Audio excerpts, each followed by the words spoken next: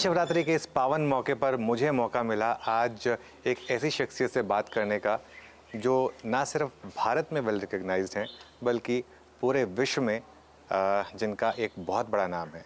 मैं बात कर रहा हूँ गुरुदेव श्री श्री रविशंकर की, और मैं आज यहाँ पर आर्ट ऑफ लिविंग में गुरुदेव के निमंत्रण पर आया हूँ। गुरुदेव, सबसे पहले तो बहुत बहुत शुक्रिया मुझे यहाँ बुलाने के लिए और मुझे अपना समय देने के लिए। महाशिवरात्रि के पावन मौके पर आप सबसे पहले क्या कहना चाहेंगे? ये ऐसा ही एक आध्यात्मिक उत्सव है जहाँ हर व्यक्ति जो सूक्ष्म और स्थूल जगत की जो घनिष्ठ संबंध है उसका अनुभव करें, उसको जानकार करें और जीवन में धन्य भागी हो। देखिए, भगवान को हम भगवान से मांगते रहते, भगवान ये दो, वो दो, ये दो, दिस। भगवान ने बहुत कुछ दिया है, उसके लिए धन्यवाद देने के लिए भी समय लेना चाहिए। वो ये है जहाँ ग्रैटिट्यूड होता है, धन्यवाद, धन्य भागी होते हैं हम, फिर जीवन में बहुत कृपा की वर्षा होती है। गुरुदेव, हम एक्चुअली बिजनेस चैनल से हैं और बिजनेस चैनल पे सबसे ज़्यादा जो हम बात करते हैं वो होती है स्ट्रेस मैनेजमेंट, क्योंकि बहुत स्ट्रेस है आजकल इस दुनिया में। देखिए, स्ट्रेस का फार्मूला पता है क्या है? Too much to do, too little time and no energy. ताकत नहीं है, बहुत कुछ करना है, समय कम है, इसी को स्ट्रेस कहते हैं। अब समय तो आप बढ़ा नहीं सकते हो।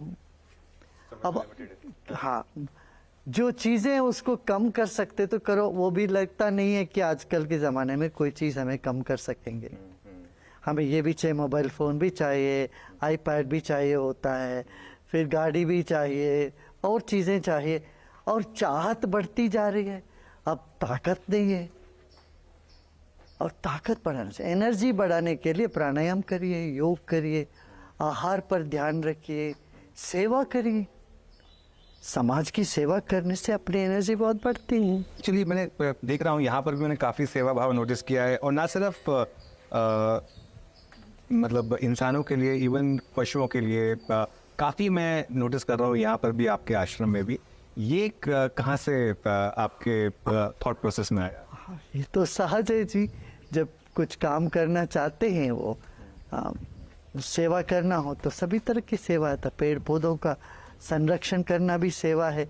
यहाँ देखिए, हम देशी बीज का संरक्षण कर रहे हैं, क्योंकि जब से मल्टीनेशनल कंपनी से तरह तरह की बीज जो देश में रहा है वो सब नष्ट हो गया। 700 तरह के चावल होते थे हिंदुस्तान में, आपको पता है? नहीं, मुझे नहीं पता। 700 सिर्फ यहाँ दक्षिण भारत में। पूरे भारत में कहते हैं 1200 तरह के चावल होते थे। आजकल ये सब बीज जो है ना नष्ट होते जा रहे हैं। तो ये सब बीजों को संरक्षण करना है, ये काम होता। वृक्षों का संरक्षण, आप यहाँ देखेंगे कितने तरह सब के ऑर्गेनिक फार्मिंग में यहाँ पर देख रहा था, काफी आपने उस पर काफी एम्फेसिस दिया। और हमने यहाँ ये सिद्ध भी किया है कि किसान, देश भर के किसान यहाँ आते हैं तो वो देखते हैं कि अरे भाई, 1 एकड़ में 5 क्रॉप उग रही है, और एक किसान ये कर सकता है, वो अपनी आमदनी 5 गुना 4 गुना बढ़ा सकता है। और ये क्रॉप मान लो फेल हो जाता है, फिर बैठ के रोने की ज़रूरत नहीं है। बाकी क्रॉप तो जिंदगी गुजार करने के लिए बाकी क्रॉप्स हो जाते हैं। ये आपने बहुत अच्छी बात कही, क्योंकि इस समय एक एनवायरनमेंट जहाँ पर एक किसान आंदोलन भी चल रहा है, इसमें फिर आप क्या कहेंगे? मतलब उन किसानों को क्या कहना चाहेंगे? क्या मतलब एक प्रशिक्षण, किसानों को एक तो प्लानिंग एंड प्रशिक्षण दोनों हमारे देश में नहीं है। टोमेटो 100 रुपया हो गया, सब लोग टोमेटो लगा देंगे। 2 रुपया हो जाता है, फिर सब हाय तौबा बच जाती है। अरे भाई, कोई तो प्लान करके दे इनको। एक देश, एक स्टेट में, एक डिस्ट्रिक्ट में जो किसान हैं बैठ के प्लान करें, उनका एक प्लेटफॉर्म होनी चाहिए। हमने किसान मंच चालू किया सब जगह। इसमें लोग आपस में बातचीत करके, प्लान करके, संयोजित ढंग से अपना प्लान्स का क्रॉप का प्लान करेंगे। फिर मल्टी लेयर क्रॉपिंग, वो वेजिटेबल फार्मिंग होना चाहिए। पेड़ों को, फलों का पेड़ वृक्ष भी लगाए, हमने क्या किया, पाश्चिमात्य देशों का हमने नकल करना शुरू कर दी। हमने अपना ऋषि कृषि का देश है ये भूल गए, तो इसलिए हम उनको ट्रेनिंग दे रहे हैं। अभी तक हम करीब 40 लाख के करीब किसानों को ट्रेनिंग दे चुके हैं। आप देखेंगे उनकी सबकी जीवन का स्तर ऊपर आ गया है और आना भी चाहिए, सारे पूरे सब फार्मर्स का आना चाहिए। अभी 2 महीने पहले 1000 फार्मर्स विदर्भा से प्लेन में आए। वो बोले पहली बार हम प्लेन में चढ़े गुरुजी इनकी लाइफ में, कि उनको आमदनी बढ़ गई। ओके तो गुरुदेव एक और चीज़ जो मुझे आपसे पूछनी थी, हमने स्ट्रेस की बात की, एक और इमोशन जो बिजनेस वर्ल्ड में मैनेज करना होता है वो होता है ग्रीड एंड फियर का। तो ग्रीड एंड फियर के कॉम्बिनेशन को क्या कहते हैं कि हमारे क्योंकि स्टॉक मार्केट से रिलेटेड काफ़ी हम काम करते हैं कि उसमें अगर आप ग्रीड और फियर को मैनेज कर लें तो बाकी सब कुछ मैनेज हो जाएगा। उसके लिए क्या गुरु मंत्र होगा? ध्यान करोगे तो आपका इंट्यूटिव एबिलिटी बढ़ेगी। इंट्यूशन बढ़ता है तो लगेगा कहाँ इन्वेस्ट करने से मुझे मुनाफा मिलेगी, कहाँ करना चाहिए, ये आपको अंदर से सूझेगी। देखिए हम कहते हैं इनका किस्मत है, कोई व्यक्ति जहाँ हाथ लगाता है उसको सक्सेस मिलता है, कोई व्यक्ति जहाँ भी हाथ लगाता है वो डाउन द हिल होने लगता है। इसका कारण क्या है? कारण यही है कि उनके भीतर जो एक लक फैक्टर है उसको बढ़ाने की तरीका पता नहीं। तो उसका क्या तरीका है? उसका तरीका ध्यान करें, सेवा करें, ये 2 चीज जीवन में रखें। ओके कितना टाइम आपको लगता है कि हमें मेडिटेशन और सेवा करनी? मेडिटेशन हमें रोज 20 मिनट करें, 25 मिनट करें काफी है। ओके और सेवा?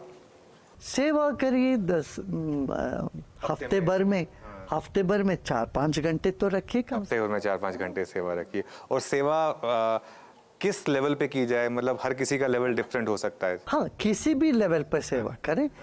सेवा करने से अपना जो ग्रीड है वो शांत होता है और ध्यान करने से भय दूर हो जाता है। आपका फार्मूला मिल गया। गुरुदेव इन्वेस्टमेंट की बात हो रही है तो यहाँ पर एक बहुत लोग, क्योंकि हम यूथ ओरिएंटेड चैनल भी हैं, ये पूछते हैं कि लाइफ में कैसे इन्वेस्ट किया जाए। हम स्टॉक मार्केट में इन्वेस्ट करते हैं, प्रॉपर्टी में इन्वेस्ट करते हैं, अपनी लाइफ में इन्वेस्टमेंट करने के क्या गुरु होंगे? लाइफ में इन्वेस्टमेंट करना तो ज्ञान और ज्ञान और सेवा क्या आवश्यक है। आपका लाइफ ही एक इन्वेस्टमेंट समझिए, मर्दी से वो इन्वेस्टमेंट पे ऑफ करनी चाहिए आपको। लाइफ में क्या इन्वेस्टमेंट नहीं है, life itself is an investment समझना चाहिए और वो पे ऑफ करे तब पे ऑफ हो सकता है जब हम अपना मन को संभालते हैं, अपना व्यवहार में कुशलता पाते हैं और समाज के लिए उपयोगी होते हैं। जो व्यक्ति उपयोगी नहीं होता है, सिर्फ अपने बारे में सोचता रहता दिन भर, वो उनका इन्वेस्टमेंट नीचे जाता रहता है। गुरुदेव ऐसा है क्या कि जो सक्सेसफुल लोग होते हैं वो चैरिटी ज़्यादा करते हैं? इसका कोई लिंक है कि अगर आपने पैसा बनाया मान लीजिए मार्केट में और अगर आपने उसका एक पर्टिकुलर हिस्सा आपने चैरिटी में दिया तो क्या उसका एक कनेक्शन होता है कि फिर वो और आपके लिए फलता फूलता है? कई बार लोग अपना गिल्ट से बाहर आने के लिए सेवा करते हैं ये सही नहीं है। अपने भाव होना चाहिए, सब अपने हैं, सब मेरे अपने हैं। एक आत्मीयता से करने वाली सेवा में बात होती है। एक नहीं तो अपना गिल्ट के लिए, गिल्ट छुपाने के लिए, क्योंकि आत्मग्लानि होती है, भाई अरे कुछ और भी दे दो, ये नहीं। अब वो ऐसा ही है कि रोटी किसी ने फेंक दिया, किसी को खिलाना अलग होता है, फेंकना अलग होती है। तो सेवा में ये बहुत इम्पोर्टेंट चीज़ें हैं कि ऐसा सेवा करें जिसका अपना अहंकार ना ले, ये ना कहे मेरा नाम का पट्टियाँ हो, तब मैं सेवा करता हूँ। बिल्कुल बिल्कुल। अच्छा, गुरुदेव ने जो बात कही वो इसलिए भी इम्पोर्टेंट है क्योंकि गुरुदेव को ना सिर्फ पद्म विभूषण मिला है, इंडिया का 2nd लार्जेस्ट सिविलियन अवार्ड, बल्कि अलग अलग देशों में कोलंबिया, मंगोलिया, सूरीनाम, पैराग्वे, वहाँ के हाईएस्ट सिविलियन अवार्ड भी गुरुदेव को मिले हैं। और गुरुदेव, इस समय आपके एक्सपीरियंस की काफ़ी ज़रूरत है, क्योंकि वर्ल्ड में इस समय काफ़ी कुछ चल रहा है।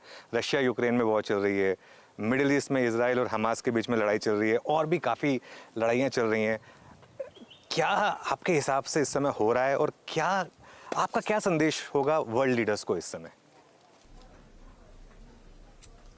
देखिए, वॉर ऐसे वर्स्ट एक्ट ऑफ रीजन। हर व्यक्ति जो युद्ध में लगा हुआ होता है, दोनों पक्ष से आप बात करिए या तीन पक्ष से बात करिए, आपको लगता है ये तो सही कह रहा है भाई, तर्क के हिसाब से देख के करते। और एक थ्रेट परसेप्शन होता है, बोलते हैं कि ये आप दूसरा आदमी हम पर हावी हो जाएगा। इस तरह से भय और थ्रेट से लाके ये लोग युद्ध में जाते हैं। इसलिए आध्यात्मिक एक शक्ति जागृत होना है दुनिया में, ये बहुत आवश्यक है।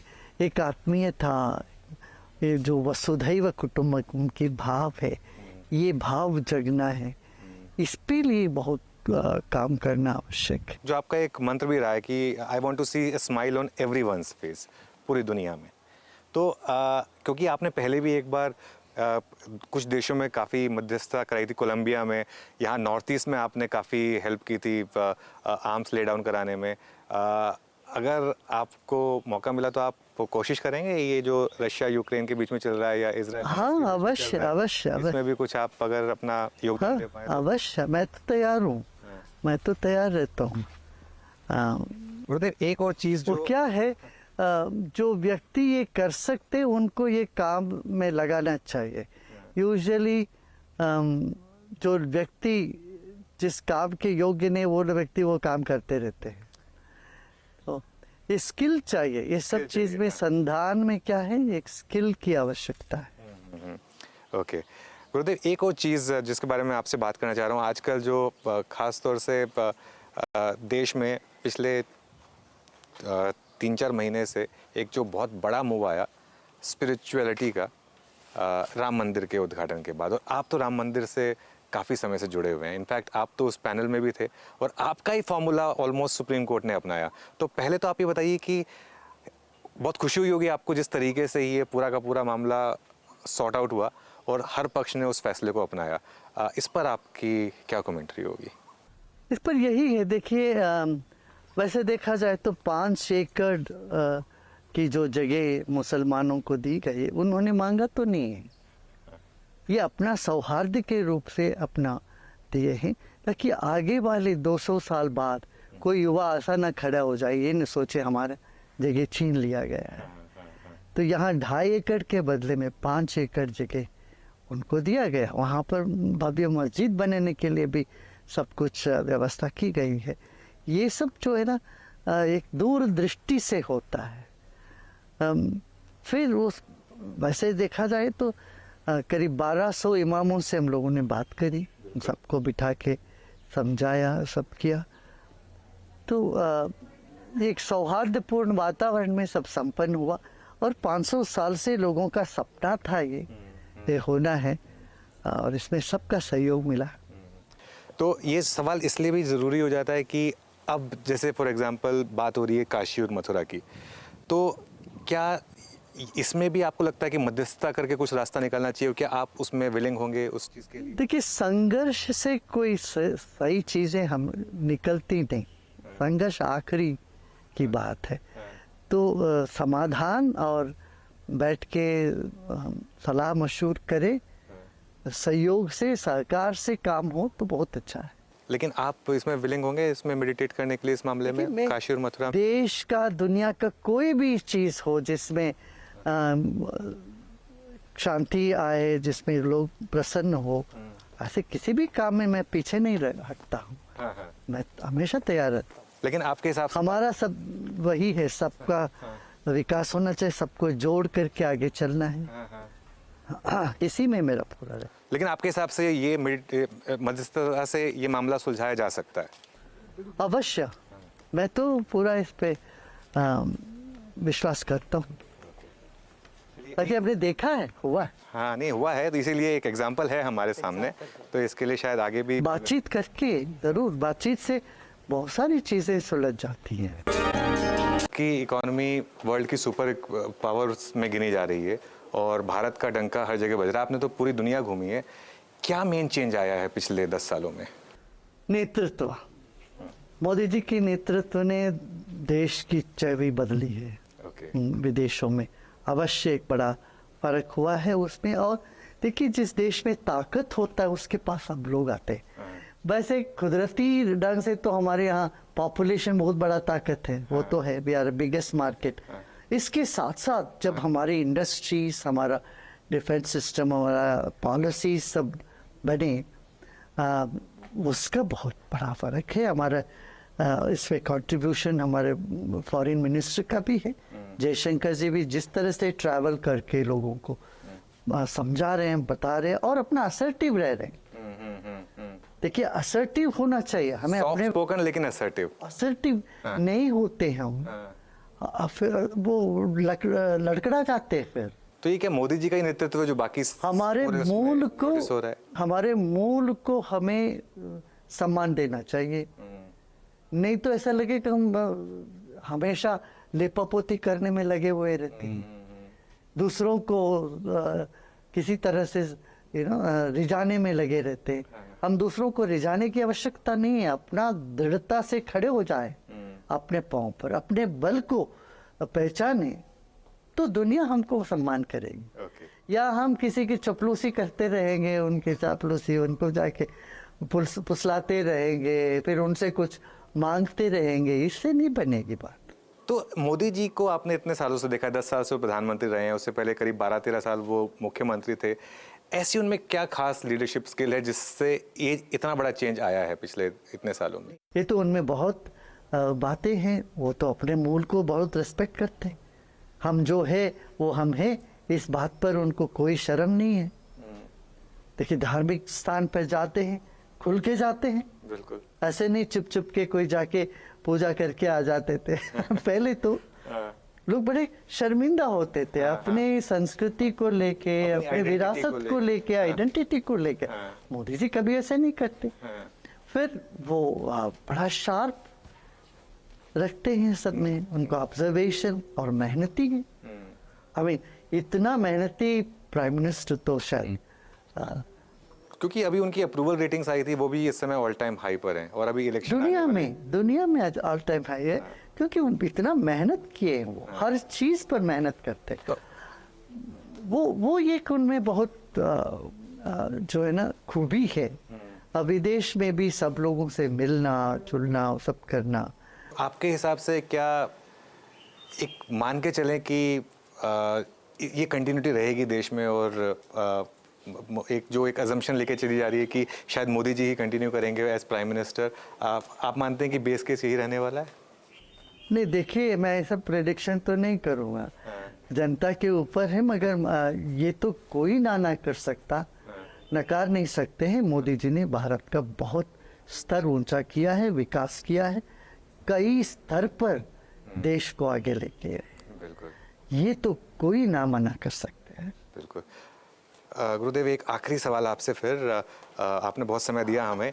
आज के यूथ को आप क्या मैसेज देंगे इस वर्ल्ड ऑफ आर्टिफिशियल इंटेलिजेंस में, जो हर कोई आज यूथ को मैं ये कह रहा हूँ, देखो, स्पिरिचुअलिटी आज फैशन है। इससे तुम दूर रहोगे तो तुम चूक जाओगे।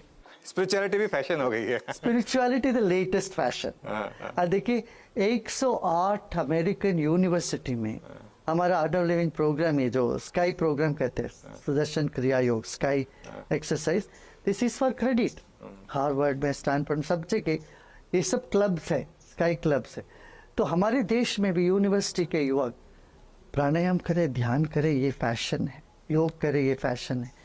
वीगन बने या वेजिटेरियन बने, ये फैशन है। और अपना स्वास्थ्य पर ध्यान दें और मुस्कुराते रहें, ये बहुत आवश्यक है। आज इतने सारे युवा दुखी होते जा रहे हैं या अग्रेशन में जा रहे हैं। एक तरफ आक्रामक मनोभावना है, दूसरी तरफ डिप्रेशन में जा रहे हैं। इन दोनों से बचना चाह रहे युवक। फिर ड्रग्स, बिल्कुल, ये बहुत बड़ी समस्या है देश में। स्कूलों में आ गया भाई, ये तो ड्रग्स तो स्कूल तक आ गया। तो इसको हमें रोकना चाहिए। सब मैं युवाओं को कहूँगा कि don't pass by a sad face. उनको बैठ के हाथ मिलाओ, हिलाओ उनको, उनके साथ गाओ और नाचो, नहीं तो एक थप्पड़ भी मारो। और ऐसे मत जाओ जो व्यक्ति, दुखी व्यक्ति को पास मत करो। तब हम एक सुखी और सुंदर समाज की कल्पना कर सकते हैं। Happiness should be not only wealth but happiness quotient हमारे देश में बढ़ना चाहिए। ये एक बात है। और ड्रग ना करेंगे ना करने देंगे, ये सबको इन लोगों को बताना चाहिए। बिल्कुल, बहुत बहुत। एंड इसके साथ स्किल्स डेवलप करें। जितना स्किल आप हासिल कर सकते हैं उतना करो। ओके, बिल्कुल गुरुदेव, बहुत बहुत शुक्रिया। और मैं इस बार तो आपका इंटरव्यू करने आया हूँ, अगली बार मैं आऊँगा सुदर्शन क्रिया करने के लिए आपके आश्रम में। थैंक यू सो मच आज हमारे साथ बात करने के लिए।